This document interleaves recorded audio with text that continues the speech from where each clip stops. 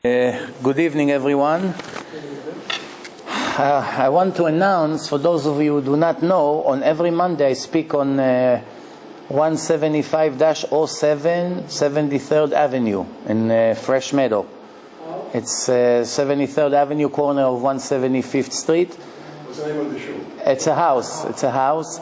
And it's different lecture, because this is a series of the Talmud. Over there is general topics. And I think they are very good lecture, because I see there's great response, right? The last lecture was great. And I felt like it too. Yeah, you felt okay, very good. Yeah, so you can also take advantage on those Mondays if you want, and also people who would watch it later, they'll know where I am, because many people call me 73rd Avenue, 175-07 73rd Avenue. Yeah, 73. Okay, we're continuing our series today. I believe it's number 14. And I continue from where we stopped. We are in Masechet Yoma. And last thing we spoke about, if you remember last week, we spoke about the Kutim that changed Alexandros to destroy the Holy Temple of Jerusalem. And Shimon HaTzadik came with all the people with the torches, and they turned his decision around, and they destroyed the Kutim, which was the traders that betrayed there. And the end of that was that Alexandros Mokdon wanted to put his statue in Bet HaMikdash, and Shimon HaTzadik, with his brilliance, he convinced him that instead of putting a statue, I have something better for you. What is it? We'll call every Jewish boy that will be born this year Alexander. And that's why you have Alexander in the Jewish culture, because it's a Greek name, nothing to do with us. And we don't have any Jewish source for this name. So whenever you hear Alex, Alexander, Alexandra, remember this story. Today we continue. We're still in Masechet Yoma. Now the Gemara is speaking about Talmidei Chachamim. What is a Talmidei Chachamim? What's the right expression for that in English? It's hard to find. It's people who sit and learn Torah. This is smart scholars, people who knows a lot of Torah. In Judaism, even you can be the chief rabbi of the world, you're still a Talmid Chacham. That's very interesting. The expression of a knowledgeable scholar always stay a scholar. Even if he become a teacher, even if he's a teacher of teachers, they still call him a student, a Talmid, a scholar. Why? Because no matter how much you learn, you still won't get to 1% of the knowledge of the Torah. So you're always a student. It's not like there's certain things in life, you finish, you're done, right? You learn A, B, C, D, E, F, G, you invest a few years, you cover everything, you know everything, every answer. Okay, here, whenever you know, you should know you know nothing. Okay, so we continue. The Gemara says like this. The privilege that Hashem gave to the Talmidei Chachamim, to the people who sit and learn Torah, it's very interesting that we came to this topic just in the last 2 weeks. In Israel is boiling. The secular people in Israel are very, very anti-Torah. They hate people who sit and learn Torah, especially when the government gives them some money, The reason that it bothers them, because it comes from the taxes that people pay. The problem is that, in Israel, since it's a democracy, you have about 20-25% of the population are religious people. They also vote, they also pay taxes. So basically the money that the religious people pay goes in the end to the religious activities, which is just as fair. Nobody ever complained when the government gives money to the feeders, millions of dollars every month, to different feeders, to all kinds of, Broadway shows. In Israel, it's called Habima, not Broadway. It's the same concept. Nobody complains that they give money to lottery, to all kinds of soccer games on Shabbos, to help teams, local teams. They give money to sports in general. They give money to so many different things, to the blind people, to handicaps, to war veterans. There's so many different things that the government gives money. You don't hear complaints about anything. But you always hear complaint about why they give money to yeshivot. And that's the saddest thing that you can think of. The saddest. Why the sadness? Nothing can be more ungrateful than this. Everything they eat, everything they do, the oxygen that they breathe comes only thanks to the Torah. Not only the people in Israel, all the people all over the world, 7 billion people eat and drink and breathe thanks to the people who sit and learn Torah. It's not what I say, it's what the Torah says. The Torah says that Hashem says, thanks to them the world is reviving. I maintain the world thanks to the Torah. If there's no Torah, I don't need this world. Why did I make this world? Why I gave the Torah? Why I made such a show in Mount Sinai? For people to be busy with my Torah. If nobody cares about my Torah, what do I need you? I need monkeys here. What do I need? I made 7 billion monkeys. What for? I need people. People is people who connects to me. It's so important, the Torah, that even a goy, a non-Jew, that sits and learns Torah seriously, is counted like a Kohen Gadol. Very simple, very, Gemara says. Kohen Gadol. No, it's not. We're not talking beautiful stories here. We're talking halakha. This is the law. A guy that sits and learns Torah and connects to Hashem, it makes him more spiritual. What do you think? Even though his soul is different than the soul of a Jew, it still elevates him spiritually. And it's very obviously there are some parts of the Torah that the goyim not allowed to learn. We're talking general. The general stuff of the Torah, very good. So now the Gemara is speaking about the obligation of the people of every city to respect the chachamim, the rabbi, the scholars that they have in their town. What's the obligation? Up to when? Up to how much? So this is what the Gemara say. Talmid chacham, bnei iro, the people of his city, metzuvim la'asot lo melachto. They are obligated to serve him and do everything for him. Which means, if he needs to make a living, the community has to support and collect enough money to pay all his needs. If he needs a mortgage or rent, they have to pay it. If his children has to go to yeshiva and he has to pay $2 or whatever the case is, they have to pay it. Yeah, so the people of the city benefits from him, thanks to his existence there, thanks to the Torah that he learns, teaching Torah, helping people's problem. In return, they have to be grateful and pay his expenses. So it's an obligation. It's not if they want to be nice, very nice. It's an obligation. It's a Gemara in Masechet Yoma. The Gemara say metzuvim. Metzuveh means order. Well, that's what we say every day when we make a mitzvah. What do we say? Asher kiddushanu mitzvotav vetzivanu. Sanctify us with his mitzvot and ordered us, command us to do this mitzvah. Command us to do that. Okay. There's many other things. He's dismissed from taxes, he's dismissed from going to the army. If he has a merchandise to sell, he's the first one who presents it in the market. Nobody else allowed to compete with him until he's finished. When he talks, everyone has to be quiet. When he enters the place, everyone has to rise. There's a list of restrictions here and commands that Hashem say to respect them. Why? For their beautiful hair and eyes? What for? That they're very nice and handsome? That they went to Harvard? What got them the respect? It's not the respect.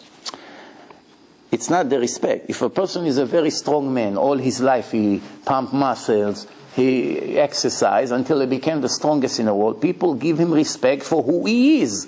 For him, for his body, he's muscular, he invested years in it. You respect him if that's who is your hero, so you respect him thanks to his muscle and his efforts. Over here, you don't really respect him.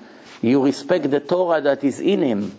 You understand the differences? That's why if you insulted him, if you offended him, even if he forgives you, Hashem never forgives you. It's not so simple. Kvodo eno machul. It's not him, it's the respect of the Torah. That's why we make a complete different story here. So the Torah continue. However, the Torah say, who are we talking here about? Real Talmid Chacham. A real rabbi. Not a fake one that make a ceremony together with the priest with the piano and a cross next to the Magen David with his mustache and his earring and his ponytail. This is clowns. This is not rabbis. They call them rabbis. Eat dog meat for breakfast, cheeseburger. They call themselves rabbi. The next thing you hear on the news, he hired a hitman to murder his wife, and the going thing, a rabbi did such a thing? They don't understand. He eats monkeys for lunch. They call him a rabbi. This is nonsense. It's time to scream the truth. to people to wake up. So who are we talking here about? Let's see. The Gemara says, Kol talmid chacham she'en tocho kevaro eno talmid chacham. Every smart scholar, every talmid chacham, what we call today Rabbi, that is inside and outside are not equal, is not a real talmid chacham. You know, he may knows a lot of things, but to be a talmid chacham, you have to be decent. You have to be perfect. You cannot be crooked. You know, you learn Torah, you teach Torah, the next thing they find you cheating people, borrowing money and not paying, tricking people, taking a position on their businesses, take advantage on people. That's not the way of the Torah. En tocho kevaro. The inside has to be like the outside. The outside, everyone put a show. Everyone pretend they're righteous. Even people that are not rabbis, they try to pretend that they're righteous when they go to places. But the idea is that whatever you see from the outside has to be at least equal to what you see from the inside. And if it's not, then it's not a Talmid Chacham. Abaye and Rabba Bar Ula, two Chachamim, say not only is not a Talmid Chacham, is To'eva. You know what To'eva means in English? Despicable. They call him despicable. And another place, it's not here, but I can tell you that the Gemara said, Talmid Chacham shemidotav ra'ot. A scholar, a person who learns Torah, presents himself as a legit rabbi, and his midot, his traits are bad, is worse than a dead body of an animal in a market, in a street. If you see a dead cat on a street or a dead mice, you know, he's worse than them. Why? Nobody expects from the cat to be anything important. It's a dead body, you take it, you put it in the garbage, or you bury it. That's the end of story. You don't make a funeral for him, right? You don't sit and cry that a cat died somewhere. In China, they eat them every hour, you know, and the dogs. In Israel, all the dogs disappeared 20 years ago when the Thailandic workers started to come. The Intifada started, so all the Arabs, you know, couldn't come to Israel. There was a war. No Arabs, you cannot do construction, you cannot have people who work in a restaurant. All the physical work, the Arabs used to do it. They clean here, they clean there, they work here, they work there. No Arabs, they have to import Romanians, Thailandians. As soon as the Thailandis arrived to Israel, right away, within a week, half of the dogs disappeared. Now, you know, people that are not connected to Hashem, they have no Torah, no nothing, their dogs is more important to them than their wife. If the wife died, they make a party. If the dog died, they depress for 5 years on Prozac. That's the reality today, you know.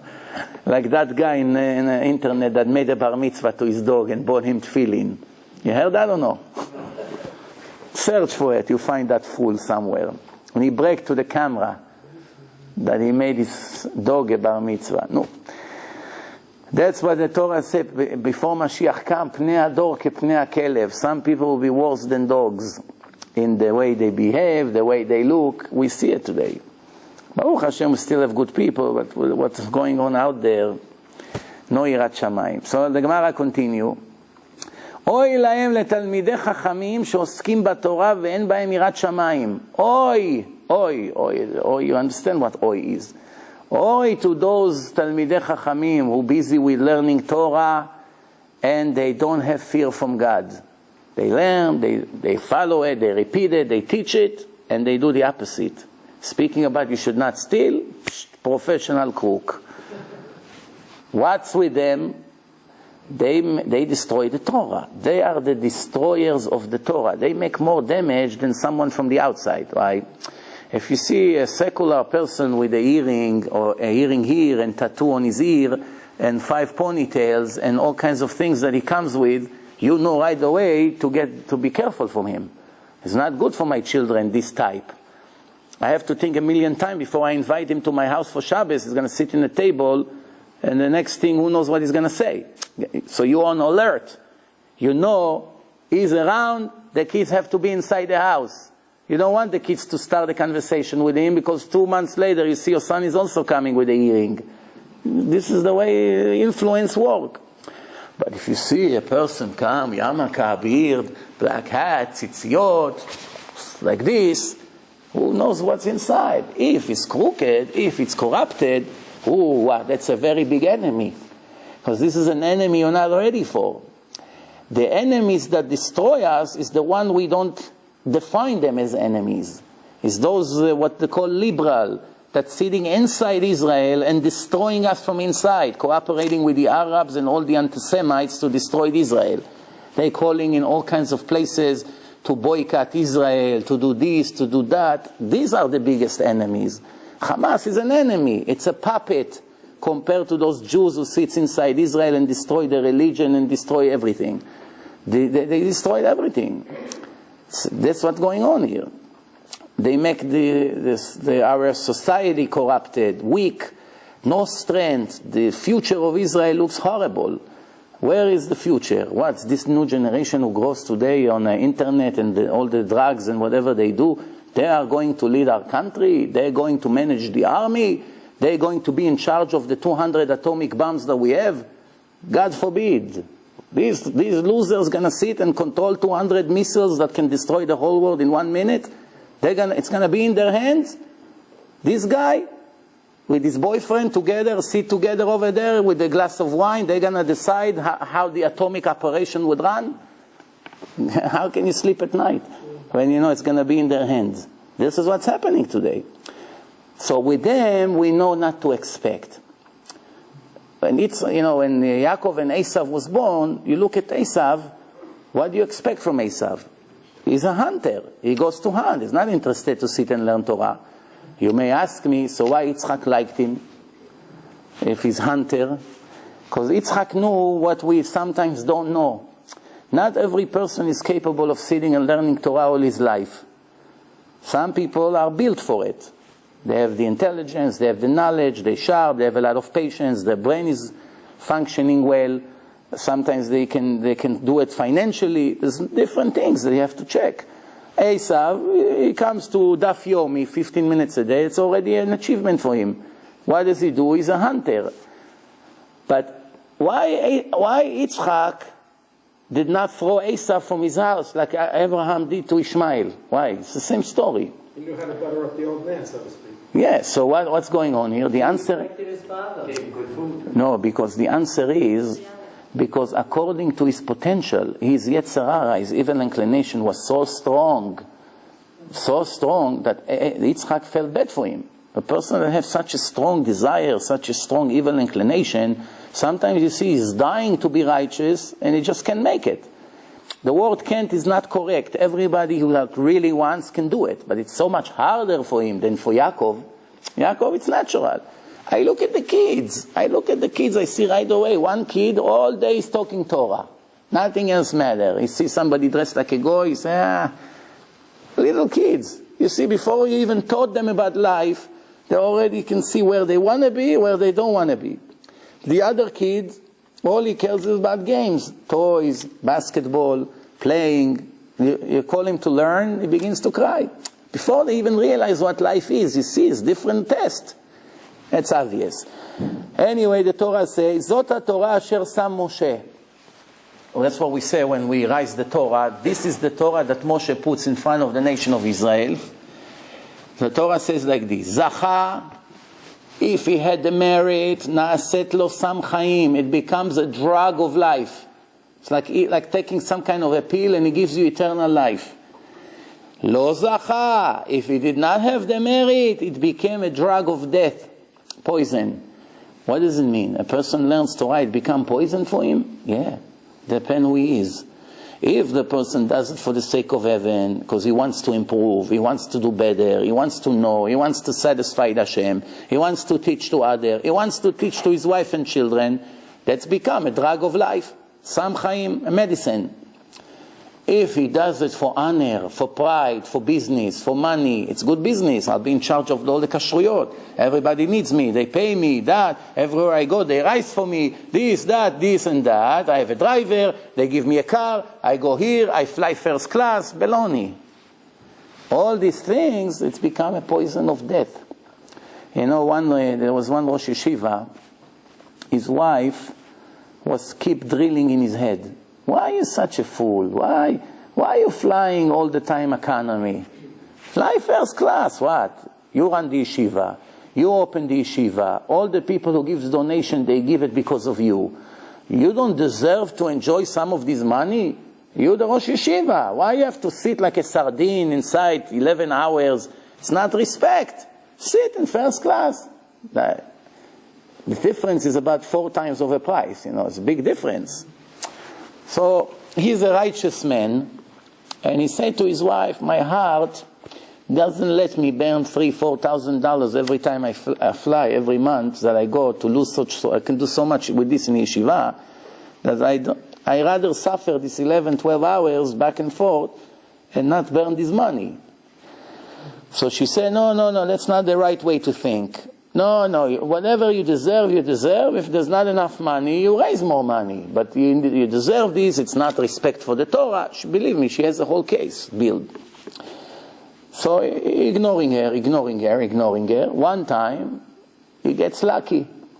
The customer service from El Al, they call his name, sir, we have a place in first class, and you deserve an upgrade. You have mileage, you flew, every month here for a long time, so you are the person who can get the seat. Are you interested?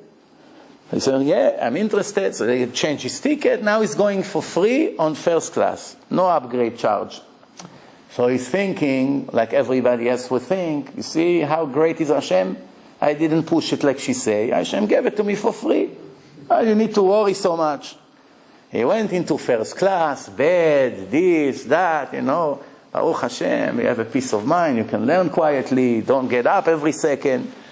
So, the next time, we say in Hebrew, Im ha'ochel ba ta'avon. With the food comes the appetite. You're full, as soon as you taste from the steak, you become hungry. So, what happened is that, after he enjoyed the flight so much, next time he comes, so, he already demand. He comes to them, do you have an upgrade maybe for me? I'm flying with you every month to America. So she checks, she says, yeah, we have one spot, no problem, here is your ticket, Baruch Hashem, very nice. Why to pay thousands of dollars if I can get it for free? Third time, he cannot live without it. So he comes there, she says, sir, today I'm very sorry, the flight is booked, it's completely packed, we cannot upgrade you. No, talk to the manager, let me speak to the manager. He doesn't believe her. They bring the manager, he checks, nothing. He cannot get a first class. So he's very upset, going back to be an economy, it's depressed. They call up the people to get on a plane. He comes on a plane.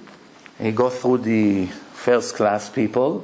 Then one of them comes to him, Rabbi, hi, finally I meet you in person. Who are you? He tells him his name. He's a billionaire. He's a very famous philanthropist. He gives money to all the yeshivot, this guy. And his student is learning in the yeshiva of that rabbi in Israel, in Jerusalem. He's an American guy, big businessman. So he said to the rich guy, thank God I have a chance to see you in person, but can I ask you a question? I send you so many times a letter with your son, with the mail, that the yeshiva is struggling financially, and you're helping so many other yeshiva. Why don't you help the yeshiva of your son? It comes before other yeshivot. So he said to him, the truth is, when I got your first letter, I prepared right away a check for $10,000 to be mailed to you. Just when I was about to leave the office, one person that came to me to collect money, he told me, I know this rabbi. If I would be you, I would think twice before I send him a check. He's flying first class. You want to give your money to people who use it for first class, or you want to give them to people who use it for the Torah? But now, in my own eyes, I see that it's a lie. It's Lashon Hara, it's a lie. I see you going to economy, wait until I'm going to get this guy. That was true. He flew first class. He wasn't lying, that guy. So he said, but now since I see in my own eyes, hold on 1 second. Take out his checkbook from his wallet. He wrote him a check for the last 6 years that his son is in yeshiva, $10,000 a year. Gave him a check, $60,000. He almost fainted. In the whole trip that he comes, he collects 15,000 after running a month from here, there, people, meeting, offices, traffic. One check, $60,000. He could have turned around and come back. So he comes home, he said to his wife, you see, when you get an upgrade for first class, you pay for it. You think it's for free, but you pay for it. Every pleasure you get in this life, there's a price for it. Whether you think you got it for free or not, you're a fool. Whatever you get here, Hashem takes away from your olam haba. What do you think? You didn't get it here, you'll get it there. Much bigger, don't worry. There's no discrimination. Everyone gets what they deserve. That's why there's no place for jealousy. Jealousy, it's very stupid. Stupidity. Jealous with what? Hashem wanted you to get right now. Tomorrow he will get. The next day you will get. It's timing. It's all about timing. Everyone gets what they deserve. You get what you earn. If you work 3 hours and your friend worked 5 hours and he makes $50 and you only make $30 because he worked 3 hours, you jealous with your friend? You could have stayed 2 more hours and have the money. It's nothing to be jealous. It's what I deserve. That's how it goes. So, if he doesn't have the merit, it becomes a poison. That's what destroys him. Why people think is important, this, that. The day that they find out that he's a crook, that he's all a fake, what's going to be? Such a chilul Hashem. No, the Gemara continue. The Gemara says like this.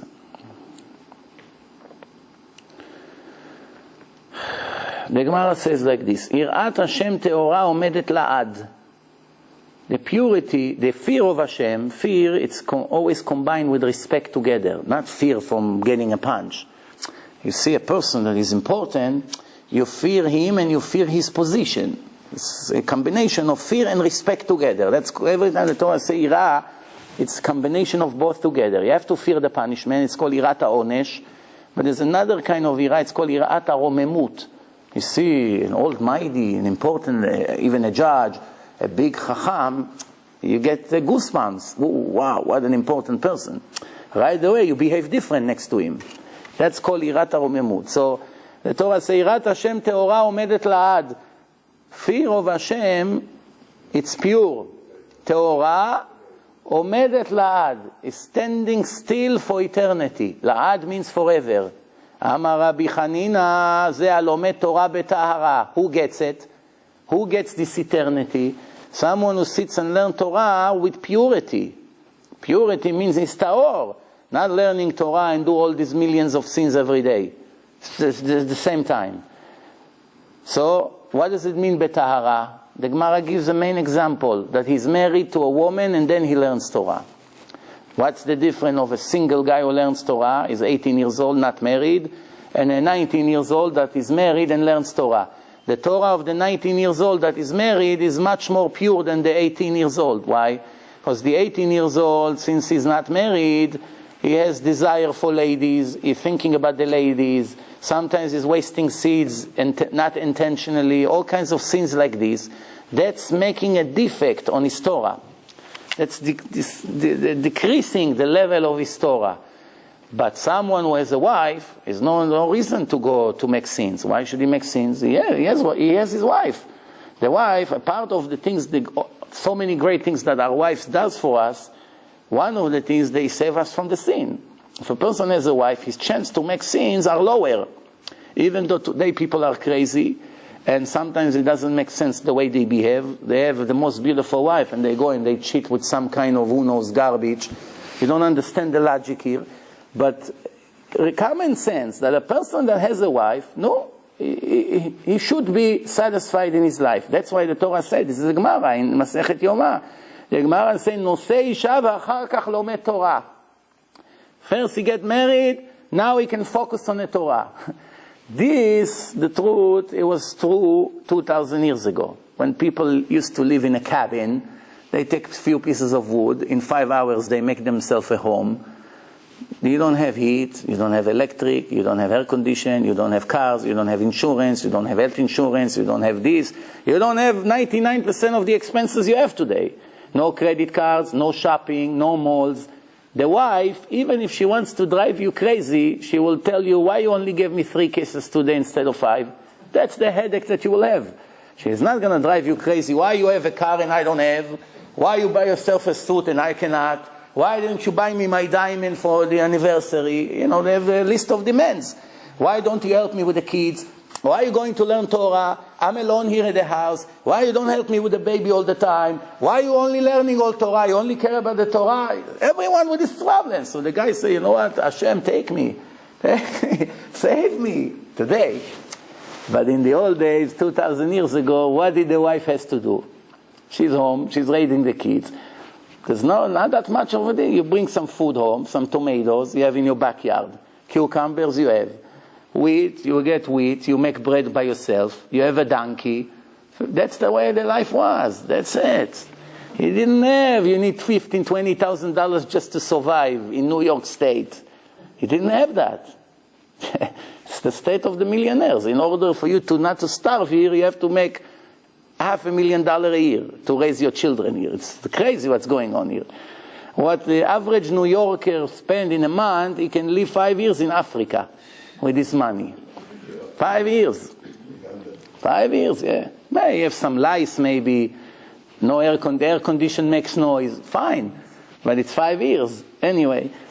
So it says like this. Nosei Isha, don't get me wrong. Today, a person is tested how he behaves to his wife. This Rabbi Chaim Vital says if a person makes chesed to all the world and not to his wife, it doesn't count anything.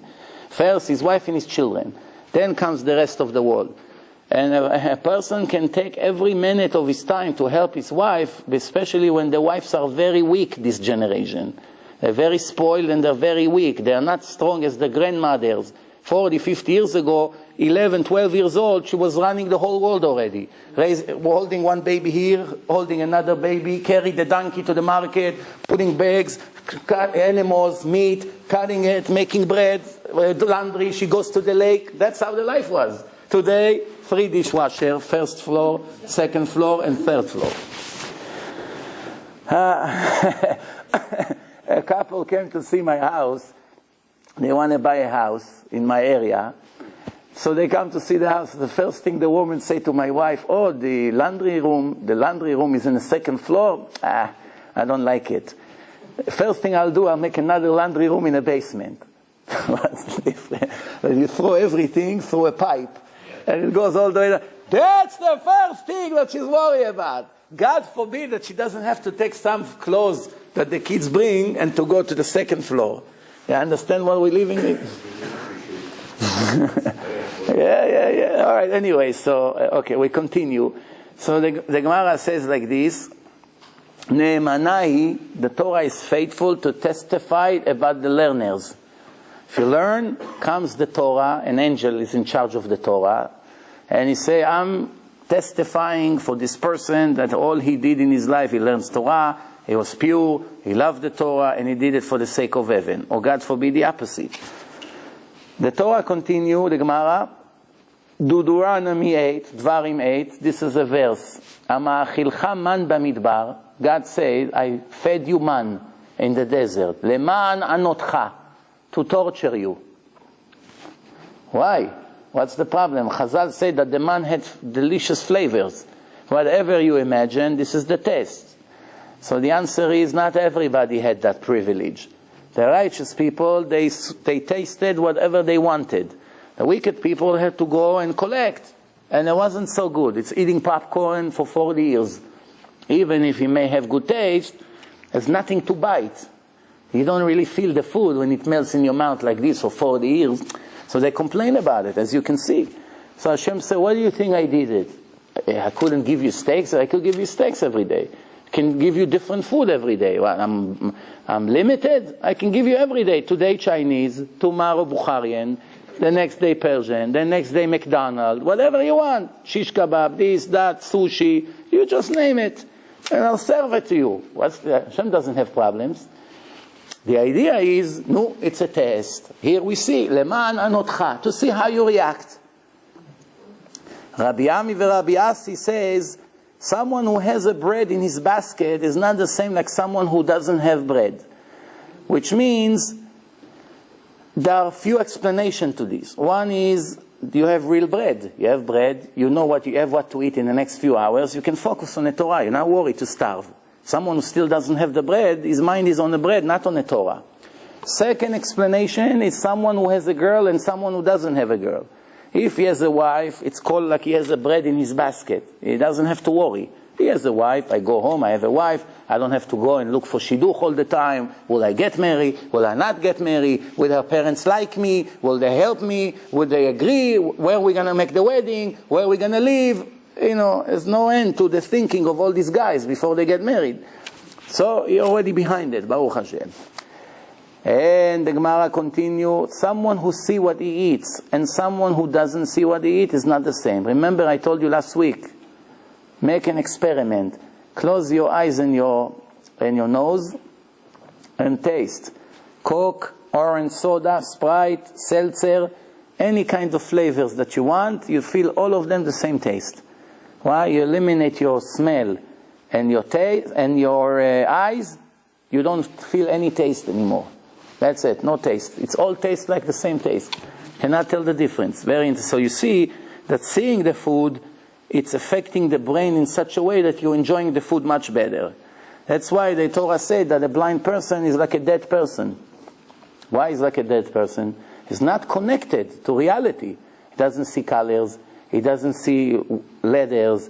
He doesn't see. He cannot see anything in his life. So he's like disconnected from reality. Even food he cannot enjoy. You may think, okay, you cannot see, but at least you enjoy the food. Even food he's not enjoying. The Gemara continue. The Gemara says like this.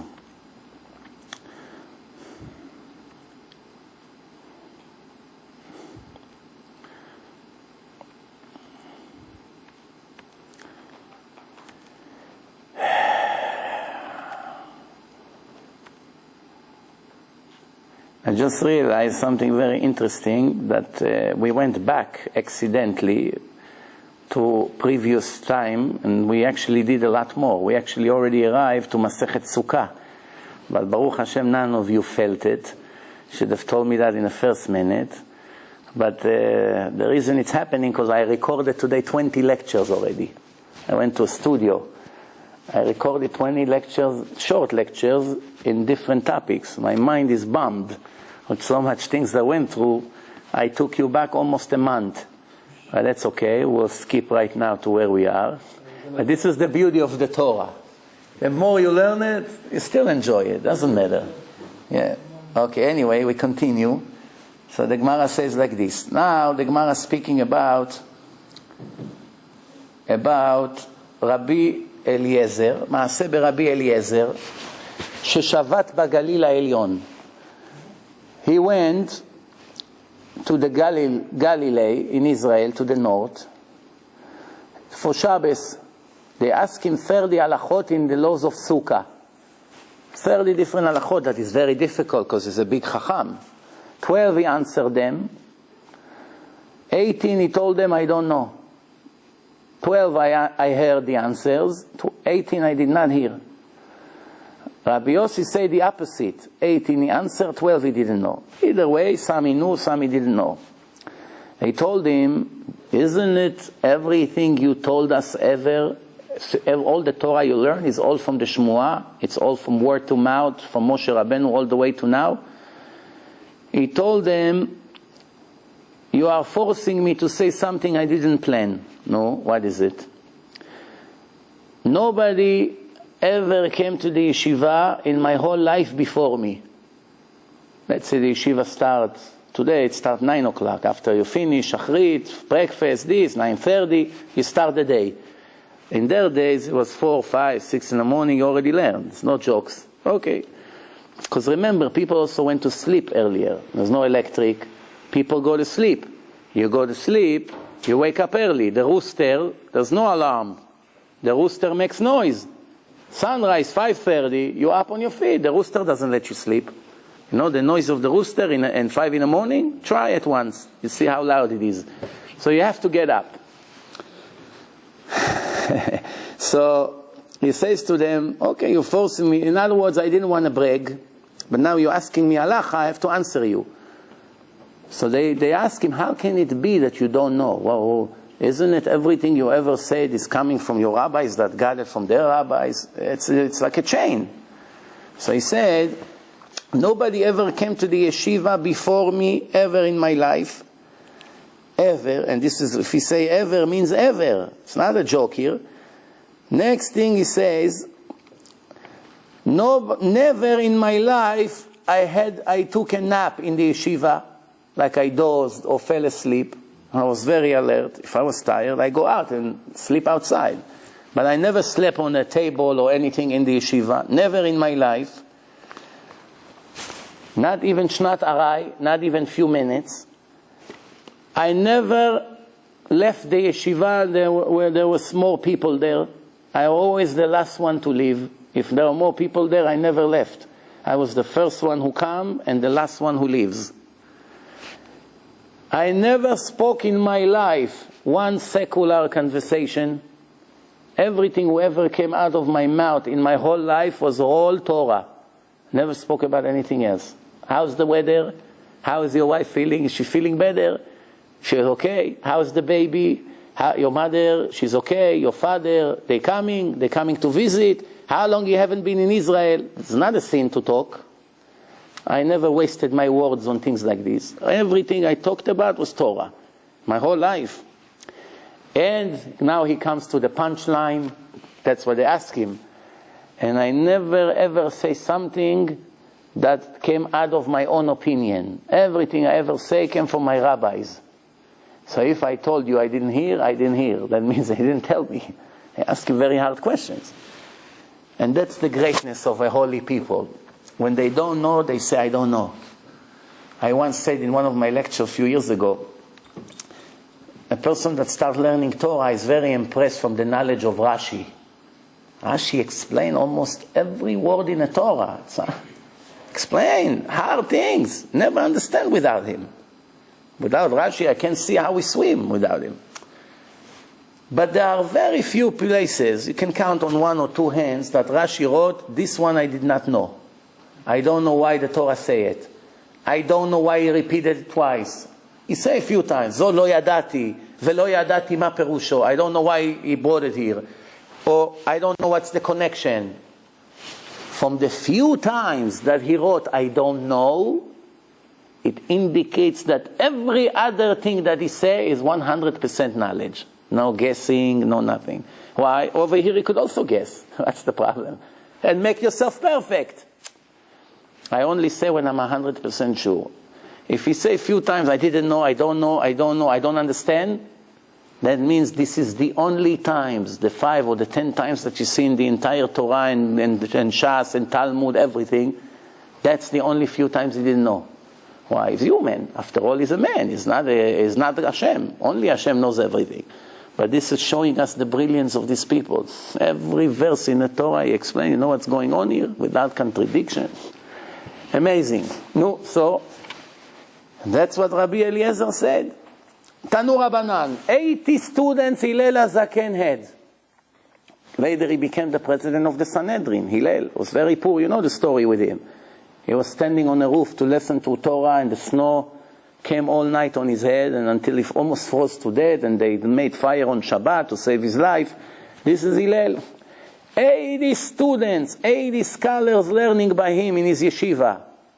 30 of them deserve to have the spirit of Hashem just like Moses had. That's their level. How a spirit of Hashem came on Moshe, his face light up, sparkling face, sparks coming out from Moshe's face, Karan or Panav. That's how they deserve to have.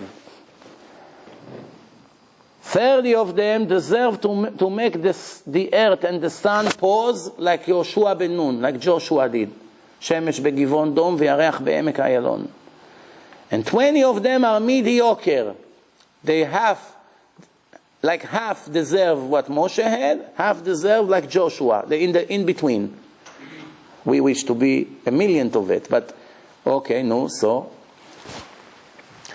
The greatest one among them is Yonatan ben Uziel. We have the Targum in the Tanakh, Targum Yonatan. That's Yonatan ben Uziel. He's buried in Amuka in Israel, under Tzfat, in the bottom of the hill.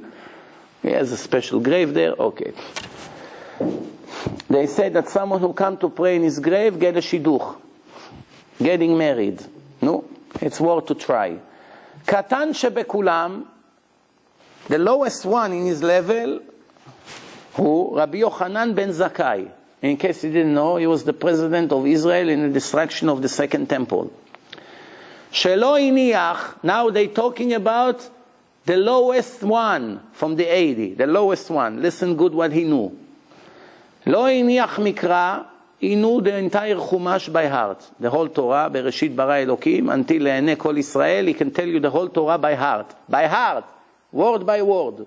Don't be so impressed. I know kids in Israel that know most of the Torah by heart. 11, 12 years old already, the system that they learn in some of the yeshivot there, they repeat it 100 times until they know every chapter by heart. Kids, in my own eyes I saw. Hard to believe. Age 11, 12, they can tell you the whole parasha. I once went to upstate to a seminar, and they call up one Bukharian guy to be a Baal Koreh. He prepared, all week he's preparing for the parasha. The poor guy didn't do such a good job. Every second word he made a mistake. People who don't speak fluent Hebrew, it's very hard for them to learn to become Baal Koreh. It's not natural. It's something that you have to force yourself to learn. It's difficult.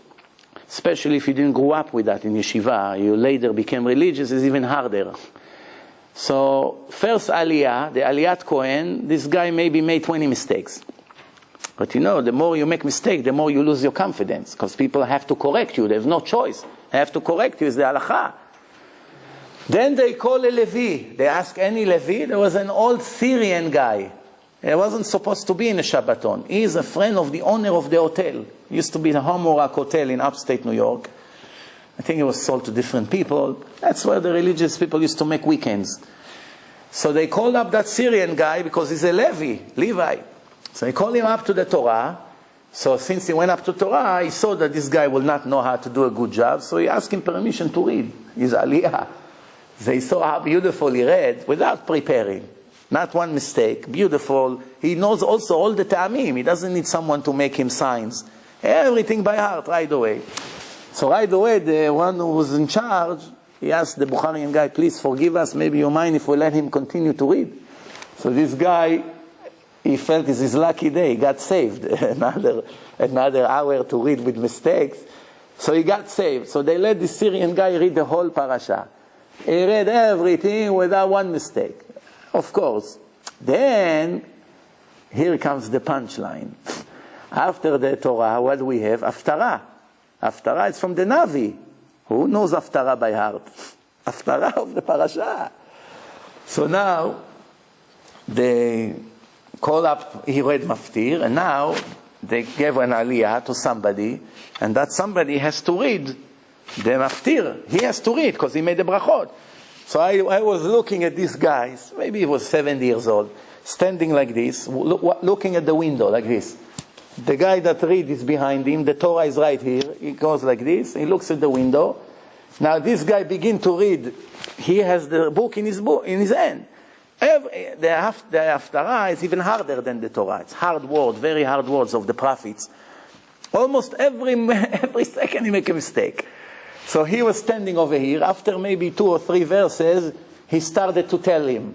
He said, repeat after me. So he's telling him the Haftarah, and this guy listened to what he say by heart. The whole Navi. Everything by heart. In my own eyes I saw. That's it. When you grow like a kid, it stays in your hand.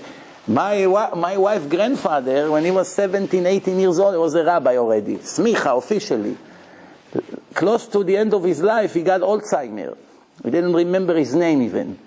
But pages of Gemara, he never forgot. Which Gemara are you learning? Start to say a few words, he start to repeat. He doesn't, you tell him something, an Alzheimer person, lo alenu, God forbid if his son died, let's say. The police come to his house, sir, we have bad news, we found your son dead, lo alenu. So what happened to him? Oh, no, can I serve you with tea? That's what happened. 5 seconds later, they don't remember what they just heard. So I don't know, they don't suffer in a way. Because whatever happened, you tell them this guy died, so they cry for a minute, and then they go, they move a little bit, they forgot what happened. So they say, can I serve you with tea? Now they brought you the tea, You're drinking the tea. They ask you again, can I bring you tea? The brain doesn't work. But the Gemara, from 70 years ago, he remembered. Amazing. No explanation. Okay, Rabbi Yochanan, no. So he knows Mikra, all the Mikra. All the Mishnah he knows. All the Mishnayot, no. All the Talmud, Gemara. All the Masechtot, Gemara, everything he knows. All the halachot. Every halacha in every subject you ask him, he knows. Haggadot, all the Midrashim, Midrash Rabbah, Midrash Tanchuma, all these extra hidden secrets of the Torah, everything he knows. Dikdukei Torah, the thinnest kinds of information in the Torah, everything he knows. Dikdukei Sofrim, all the halachot from Chachamim, what the rabbis decrees, what they made, what they learn from this pasuk, from that pasuk, Kal Vachomer, needless to say, if this is the way it is, that it has to be that way. All the diukim of the Chachamim, he knew everything. Gzerot Shavot, he knows how to do Gzerah Shava. What is Gzerah Shava? There's 400 Gzerot Shavot in the Torah. What does it mean?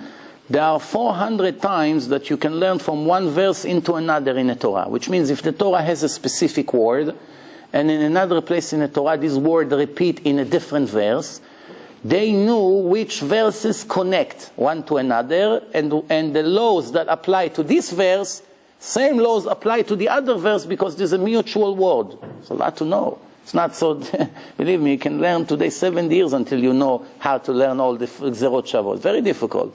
Very difficult. He knew all the Gzerot Shavot. No? He knew how to do the Tkufot, the whole calendar by heart. There's no calendar yet. Remember, the calendar was written after his time by the grandson of Hillel. So he can tell you from now, let's see somebody come and ask me, I can tell you next month when Rosh Chodesh is going to be, when the Molad is going to be with my math. I can tell you all the future months, what day it's going to fall, Rosh Chodesh, in this month, that month, where it's going to be, according everything. Here, the grandson of Hillel wrote us the calendar, 1800 years, we use this calendar. Every day, almost 2,000 years, brilliant calendar. I once say, a person that sees the calendar and doesn't become religious is not a fool, is not even a person. How can it be you see such a thing and you're not impressed? Person wrote the entire calendar. It's all is human? Something like this is human? It's way above human. So he knew all the tkufot. All the gimatrias. All the numeric values of the words. Numeric values. You know what numeric values? Every word, he knows this, the number of this word, 156 plus this, it gives us this. I'll give you an example. Yitzchak and Rivka and Hashem together, 541, Gematria, numeric value, Israel. Yitzchak that marry Rivka, together with Hashem, because the 3 partners in a marriage, Hashem and the Chatan and the Kala, all 3 of them, Yitzchak in numeric value, Rivka in numeric value, Hashem is 26, Yud Kei Vav Kei, together 541, Gematria, Israel. Now, I'll give you another example, if we already mentioned it. In Shabbat, after Birkot HaShachar, if you count how many verses we have in a prayer of Shabbat, it's much longer than the weekday. How many verses, how many psukim, from the beginning of the prayer until we say Baruchu et Hashem Amvorach, how many verses we have? 515 verses. 515 psukim. Numeric value, Yitzchak and Rivka. That's why the last verse in the prayers of Shabbat, before we say Baruchu et Hashem Amvorach, what is it speaking about? Yitzchak and Rivka. בספתי ישרים תתברך, ובשפתי צדיקים תתקדש. All these psukim that we say, if you look at the second letter, it gives abbreviation, Yitzchak and Rivka. So, the last verse, it's Yitzchak and Rivka together. Numeric value, 515. From the Baruchu, until we start praying 18, the last word, Baruch Ata Hashem, Gaal Israel, Hashem Sfatai Tiftach, right? This is what we do. How many verses? 26.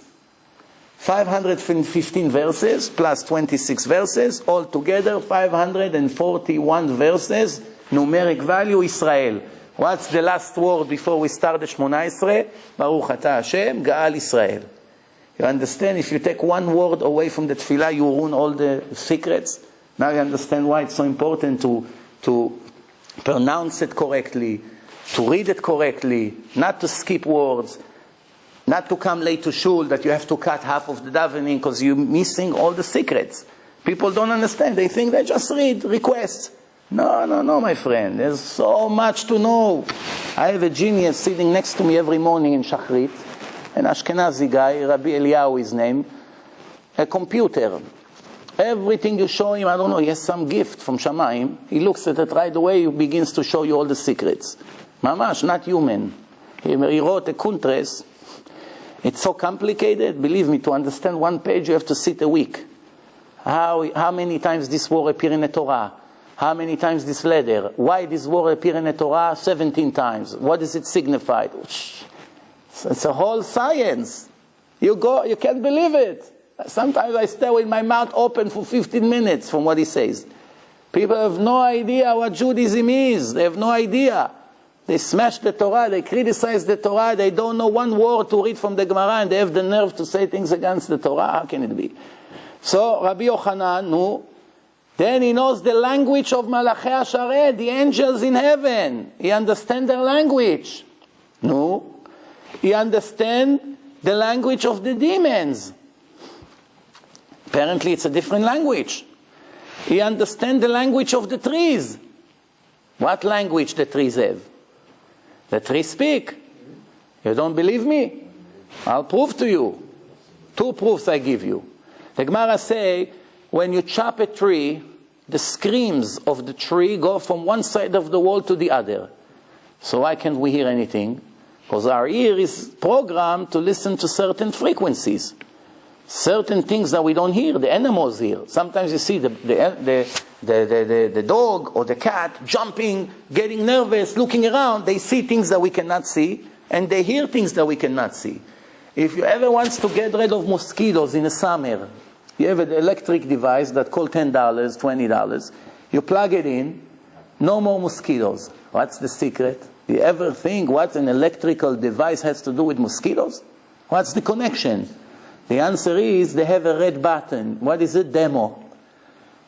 Hit the red button, you hear such a whistle, it rips your ears away to pieces. So loud, you cannot stand.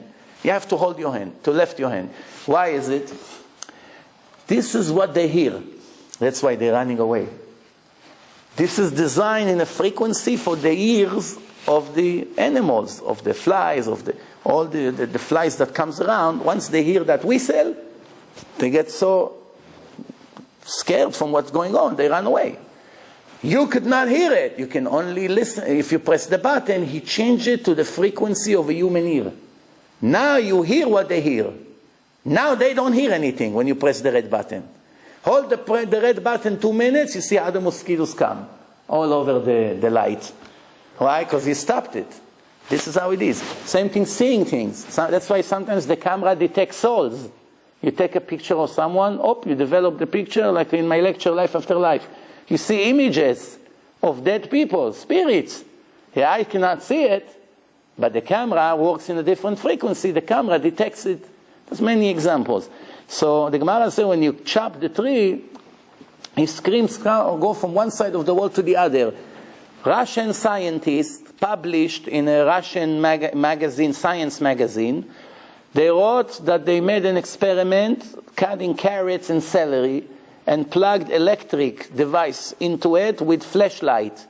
And when they were chopping the celery and the carrots, the light was going on and off, and they displayed the light on the other side of the room.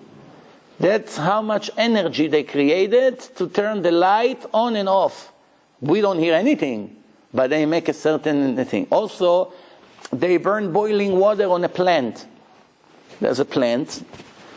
You burn, and they connected all kinds of devices, and you hear the screaming of the plants, how the plants is suffering from the boiling water. Then, a week later, they came to do the same experiment. When the plant saw the face of the person who spilled the boiling water, he started to scream every time he was entered to the room. No, no! We don't hear anything. Why we don't hear? If you hear when you chop a tree that the tree is screaming, help, help, have mercy on me, you won't have where to live. Everyone will be on the street. Why are you on the street? Why you don't have a home? You crazy? I'm vegetarian. The vegetarian, they don't want to eat meat because they don't want the animals to suffer. Some of them, right? So now we cannot build houses, right? Every house, it's wood. No. How are you going to heat the house? How are you going to build anything? How are you going to have a table? How are you going to have a bench, chairs? Life cannot go on without it. That's why we don't hear it. One scientist told me in one of the lectures, I agree with you 100%, and the proof that you're right, which means the Gemara, is that if you go to the forest, you see that the trees, even though there's thousands of trees, and the trees expand, and more, they become wider and wider, they never hit each other. You don't see they collide. It's like the branches that expands over the years, another feet and another feet, they go in a space one between the other. They don't touch, they don't collide. But if you plant a tree next to your home, and the siding of your home is also wood, but dead wood, it's not connected to a root, it's all dead wood, the tree will make a hole in the foundation of your house. How come they collide, wood and wood? This is wood and this is wood, because one is dead. He doesn't talk. Move to the right, I move to the left. They communicate. That's how they know. I'm going to go to the right and you're going to go to the left. Otherwise they collide. And many other examples. I'll give you another example. If you want to grow grapes, grapes is like a bush that is holding to the fence or to the wall. It expands, but doesn't have a real hard branch. It's very soft. So when it starts, when you put the seeds in the ground, how does it know where to go to climb? How does it know? There's a fence right here and there's no fence in the other side. It always will grow and expand to the right side. It doesn't expand to the other side. Let's say the other side is grass and the other side is your house, right, that have bricks. It would know to go to the right side and climb on a thing. You see, they have eyes. They can see. You don't believe me? Make an experiment. Take any plants, soft plants. They need a wood, a piece of stick. You stick it in the ground and they climb on a stick. Put the stick 1 foot north. Come back up.